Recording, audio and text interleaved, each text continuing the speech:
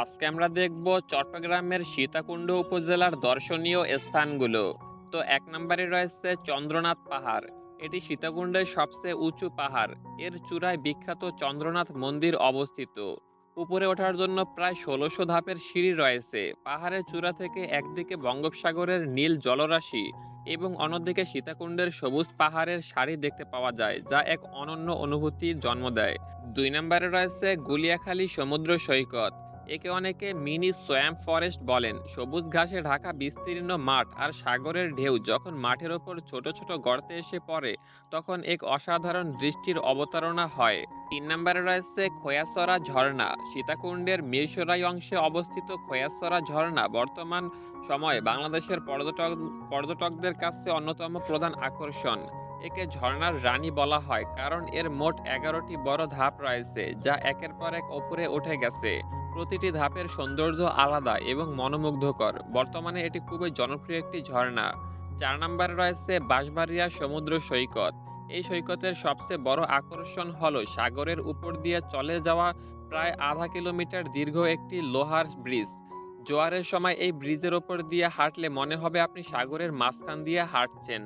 ৫ নম্বরে রয়েছে কুমিরা সমুদ্র সৈকত। এই সৈকতের মূল আকর্ষণ হলো সাগরের বুকে চলে যাওয়া বিশাল একটি জেটি বা ব্রিজ।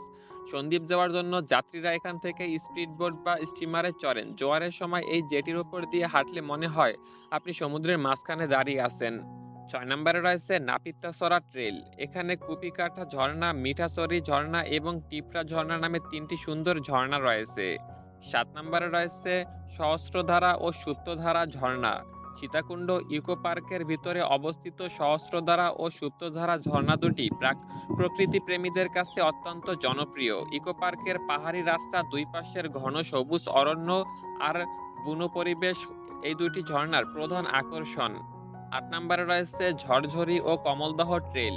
সীতাকুণ্ডের ঝরঝরি ও কমলদহ ট্রেল দুটি ট্রেকিং এবং অ্যাডভেঞ্চার প্রেমীদের কাছে অত্যন্ত রোমাঞ্চকর। এই ট্রেলগুলোতে ঝর্ণার পাশাপাশি অসাধারণ সব ধাপে ধাপে নেমে আসা পানির সরবরাহ দেখতে পাওয়া যায়। ৯ নম্বরে রয়েছে সীতাকুণ্ড ইকো পার্ক। এটি বাংলাদেশের প্রথম ইকো পার্ক। এখানে বিরল প্রজাতির গাছপালা এবং অর্কিড হাউসের পাশাপাশি ঝর্ণাও দেখতে পাওয়া যায়। ১০ নম্বরে রয়েছে মহামায়া লেক। সীতাকুণ্ডের ঠিক পাশেই মিরসরাইতে অবস্থিত। এখানে লেকের মাঝে কায়াকিং করার দারুণ সুযোগ রয়েছে। পাহাড়ের কোল ঘেঁষে শান্ত লেকের পানি আপনাকে মুগ্ধ করবেই। ভিডিওতে দেখানো জায়গা খুঁজে পেতে অসুবিধা হলে গুগল ম্যাপে নাম লিখে সার্চ করলে লোকেশন সহ পেয়ে যাবেন। সীতাকুণ্ডের পাশেই রয়েছে মিরসরাই উপজেলা। আপনারা চাইলে সীতাকুণ্ড এবং মিরসরাই একসাথে ঘুরে দেখতে পারেন একই ভ্রমণে। আপনার সীতাকুণ্ডের প্রিয় জায়গাটা অবশ্যই আমাদের কমেন্ট করে জানাবেন। যাওয়ার আগে আমাদের চ্যানেলটি সাবস্ক্রাইব করে যাবেন।